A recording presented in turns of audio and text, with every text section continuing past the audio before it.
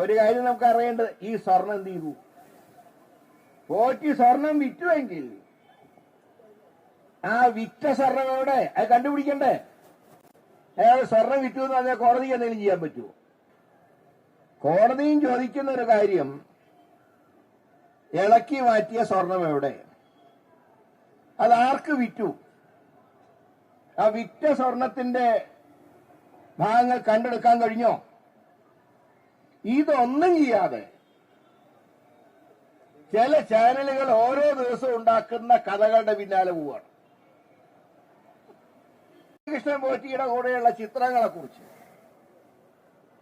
ഉണ്ണികൃഷ്ണൻ പോറ്റി കീഴ്ശാന്തി എന്നുള്ള നിലയിൽ പല VIP-കളെയും കണ്ടു കാണും. കാരണം ശബരിമല ശാന്തിയല്ലേ, കീഴ്ശാന്തി എന്നൊന്നും പറയില്ല. VIP ഒക്കെ എടുത്തു പറയും ശബരിമല ശാന്തിയാന്ന് പറയും. സോ അതിന്റെ അപ്പോയിന്റ്മെന്റ് കൊടുക്കും. കാരണം ക്ഷേത്രത്തിലൊരു വലിയൊരു ഇന്ത്യക്ക് പുറത്ത് അറിയപ്പെടുന്ന ഒരു ക്ഷേത്രമല്ലേ. അവിടുത്തെ ശാന്തിക്കാരൻ വന്ന് അമ്പലത്തിലെ പ്രസാദവും കൊണ്ട് വന്നിട്ടുണ്ട്, അപ്പോയിന്റ്മെന്റ് കൊടുക്കും. അങ്ങനെ പോയിട്ട് സോണിയാഗാന്ധിയെ കണ്ടു. സോണിയാഗാന്ധിയെ കണ്ട് ഒരു ചരട് അവിടെ അമ്പലത്തില് പൂജിച്ച ചരടെന്ന് പറഞ്ഞ് കയ്യിൽ കെട്ടിക്കൊടുത്തു. അതിനാണ് നമ്മുടെ സംഘിക്കുട്ടിയായിട്ടുള്ള ശിവൻകുട്ടി പറഞ്ഞത് അത് സ്വർണത്തിന്റെ നൂലാണ്. ഇയാൾക്ക് സ്വർണവും സാധാരണ ചരടും കണ്ട തിരിച്ചറിയില്ലേ ഈ സംഘിക്കുട്ടിക്ക്? ഇപ്പൊ അതുകൊണ്ട് സോണിയാഗാന്ധിയെ ഇതിൽ പെടുത്തി കോൺഗ്രസുകാരെ നിശബ്ദരാക്കാനാണ് ഭാവമെങ്കിൽ അത് ഞങ്ങൾ അംഗീകരിക്കില്ല എന്നുള്ളതിന്റെ തെളിവാണ് ഇന്നത്തെ ഇവിടെ കൂടിയിട്ടുള്ള ജനക്കൂട്ടം. അങ്ങനെ ഫോട്ടോ കാണിച്ച് പേടിപ്പിക്കാൻ നോക്കണ്ട. ഫോട്ടോ പലരുടെ കൂടിയും പല ഫോട്ടോ ഉണ്ടാവും. ഞാനൊക്കെ സാധാരണ ഏത് ചടങ്ങിന് ചെന്നാലും യാത്ര ചെയ്യുമ്പോഴും സെൽഫി എടുക്കട്ടെ എന്ന് ആരെങ്കിലും വന്നാൽ ഞാൻ വേണ്ടാന്ന് പറയാറില്ല. ആരെയൊക്കെ കൂടെ സെൽഫി എടുത്തണോ എനിക്ക് തന്നെ അറിയില്ല. ഏതായാലും പോറ്റി ഞാനും ഒരു ഒരുമിച്ച് യാത്ര ചെയ്ത ഓർമ്മ എനിക്കില്ല. അതുകൊണ്ട് എന്റെ കൂടെയുള്ള ഫോട്ടോ ചിലപ്പോൾ കാണില്ല. ഇനി കണ്ടാലും വലിയ കുഴപ്പമൊന്നുമില്ല. കാരണം ഞാൻ എല്ലാവരെയും ഈ സെൽഫി എടുക്കുന്നതോടൊന്നും ഞാൻ വേണ്ടാന്ന് പറയാറില്ല. അത് പുരുഷന്മാരോടും സ്ത്രീകളോടൊപ്പമുള്ള സെൽഫിയൊക്കെ ധാരാളമുണ്ട്. ഇവിടെ ഒരു ഫോട്ടോവിന്റെ പേരിൽ അങ്ങനെയാണെങ്കിൽ ഞാൻ ചോദിക്കട്ടെ, മുഖ്യമന്ത്രിയുടെ കൂടെ ഫോട്ടോ ഇല്ലേ? മുഖ്യമന്ത്രിയുടെ കൂടെയുള്ള ഫോട്ടോ ഏതാ? ഒരു ആംബുലൻസിന്റെ ഫ്ലാഗ് ഓഫ് ചടങ്ങ്. അവിടെ ഇയാളെന്തിനു വന്നു? ഞാൻ ചോദിക്കട്ടെ, സ്വന്തം സഹാക്കളെ പോലും അടുത്ത് നിർത്താത്ത പിണറായി ഇയാളെ അടുത്ത് നിർത്തി എന്നുള്ള യാഥാർത്ഥ്യമല്ലേ? അതെന്തിനായിരുന്നു? ഞങ്ങൾ തന്നെ ഫോട്ടോ നോക്കി അറസ്റ്റ് ചെയ്യണം എന്നല്ല. ഇയാൾക്ക് ഓരോ ബന്ധങ്ങൾ ഉണ്ടാക്കിയിട്ടാണ് മേൽശാതി കീഴ്ശാതി എന്നൊക്കെ പറഞ്ഞ് എല്ലായിടത്തും പോയി തട്ടിപ്പാർത്തിയിട്ടുണ്ട്. അങ്ങനെയാണ് സ്വർണം കട്ടെ, അല്ലെങ്കിൽ നേരെ സ്വർണം വെക്കുക. അപ്പൊ ഇതൊക്കെ അന്വേഷിച്ച് കുറ്റക്കാരെ കണ്ടുപിടിക്കുന്നതിന് പകരം ഇല്ലാത്ത കേസുകൾ ഉണ്ടാക്കുക. കഴിഞ്ഞ ദിവസം നിയമസഭയിൽ കോൺഗ്രസിന്റെ UDF-കാർ പറഞ്ഞു കട്ട സ്വർണം എവിടെ, എന്തുകൊണ്ട് കണ്ടുപിടിക്കാൻ പറ്റിയില്ല? സ്പെഷ്യൽ ഇൻവെസ്റ്റിഗേഷൻ ടീം പരാജയപ്പെട്ടു. അത് പറഞ്ഞപ്പോ പറഞ്ഞെന്താ? സോണിയാഗാന്ധിക്ക് പങ്കുണ്ട്. പറഞ്ഞാല് BJP അല്ല, നമ്മൾ മനസ്സിലാക്കണം.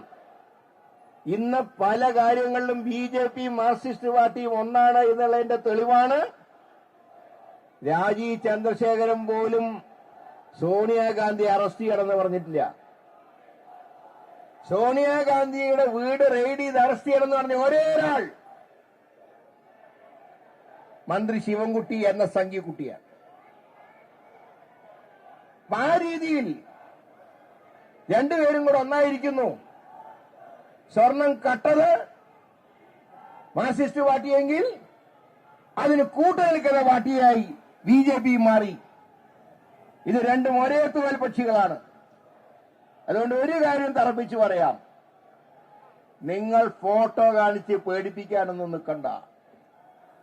അതിനു പകരം ഈ സ്വർണം കട്ടത് പുറത്തു കൊണ്ടുവന്നില്ല എങ്കിൽ പോലീസ് ഉദ്യോഗസ്ഥന്മാരോട് ഞങ്ങൾ പറയുന്നു, പിണറായിക്ക് ഇനി 3 മാസം മാത്രമാണ് ആ കസാലിരിക്കാൻ കഴിയുക.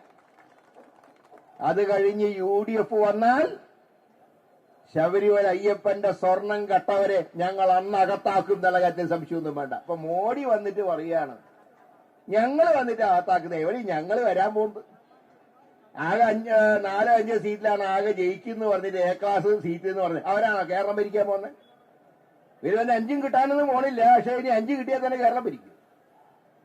മുഖ്യമന്ത്രി പറയാണ്. അങ്ങനെയാണെങ്കിൽ ഞാൻ ചോദിക്കട്ടെ, എന്തുകൊണ്ട് മോഡിക്ക് ഒരു സംസ്ഥാന സർക്കാർ സാമ്പത്തിക ഇടപാടിൽ ക്രമക്കേട് കണ്ട് കേസെടുത്താൽ ഇഡിക്ക് ശക്തമായിട്ട് അന്വേഷിക്കാലോ? ഇപ്പൊ ഇഡിയും രജിസ്റ്റർ ചെയ്തിട്ടുണ്ടല്ലോ കേസ്. അങ്ങനെയാണെങ്കിൽ അത് അന്വേഷിക്കട്ടെ. അത് അന്വേഷിക്കാൻ കഴിയുന്നുണ്ടോ? ഇഡിയും ആരെ രക്ഷിക്കാൻ വന്നു? ശരിക്കും പറഞ്ഞാൽ കേന്ദ്രത്തിന്റെ ഇഡിയും കേരളത്തിന്റെ കെഡിയും ഒക്കെ ചേർന്ന് സ്വർണം കട്ടവന്മാരെ രക്ഷിക്കാനാണ് നോക്കുന്നതെങ്കിൽ അത് ഈ മണ്ണിൽ ദേവന്റെ സ്വർണം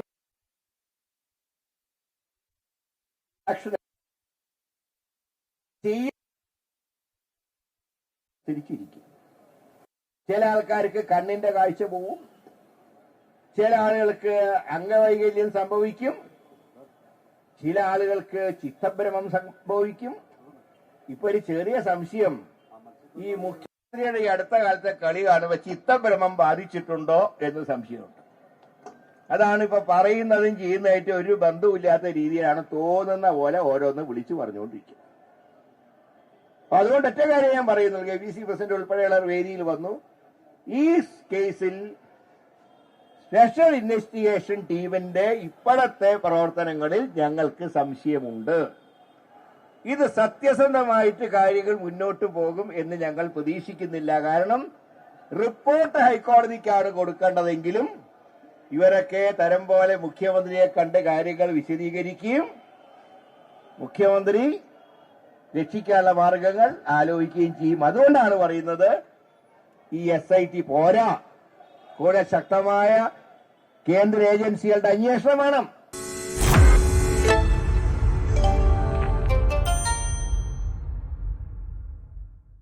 ലോകത്തെവിടെയായാലും ഏത് സമയത്തും 24 വാർത്തകളും ഓഗ്മെന്റഡ് റിയാലിറ്റി പാക്കേജുകളും എക്സ്പ്ലെയിനറുകളും വിശദമായി കാണാൻ ഞങ്ങളുടെ യൂട്യൂബ് ചാനൽ നിങ്ങൾക്ക് സബ്സ്ക്രൈബ് ചെയ്യാം.